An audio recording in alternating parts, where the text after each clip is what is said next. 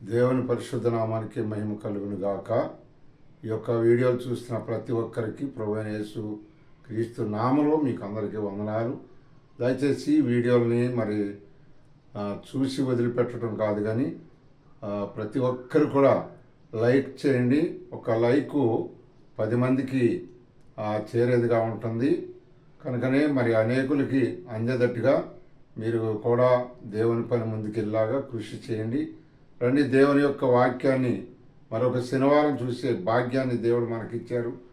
అందుకని మనం వాక్యం చదువుకుంటాం. ఈరోజు వాగ్దానం దేవుని యొక్క పిల్లలమైన మనము చదువుకునేవారనుకుంటాం. కీర్తన గ్రంథం 18వ అధ్యాయం 31వ వచనంలో ఈ విధంగా రాయబడుతూ ఉంది.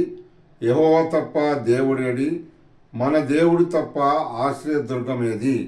కనుకనే దేవాది దేవుడు ఎవరు అన్నది ఇక్కడ భక్తుడైన దావీదు తెలుసుకోగలిగాడు. యెహోవాయే దేవుడు, యెహోవాయే నిజమైన దేవుడు, యెహోవాయే భూమి ఆకాశములను సృజించినవాడు. భూమి నిరాకారంగాను శూన్యముగాను ఉన్నప్పుడు ఆయన ఉన్నాడు. భూమి రవ్వంతా భూమి లేనప్పుడు కూడా ఉన్నాడు. అందుకని ఈ దావీదు భక్తుడు తెలుసుకున్నాడు, యెహోవాయే నా దేవుడు అంటున్నాడు. యెహోవా తప్ప దేవుడేడి అంటున్నాడు.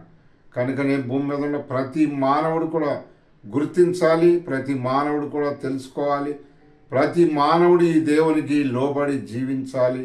ప్రతి మానవుడు కూడా ఈ దేవుని యొక్క సన్నిధిలో ఉంటే నీకు, నీ కుటుంబానికి, నీ బిడ్డలకు, నీ పరిచర్య కావచ్చు, లేకపోతే పనులు కావచ్చు, డ్యూటీలు కావచ్చు, ఉద్యోగాలు కావచ్చు, ప్రతి దాంట్లో కూడా యెహోవా దేవుని నువ్వు ముందు పెట్టుకున్నట్టయితే ఆయన నీకు అన్ని విధాలుగా ఆదుకుని, ఆదరించి, కాపాడి, సంరక్షించి నీకు ప్రతి అవసరత ఆయనే దగ్గరుండి తీర్చిదిద్దునుగాక.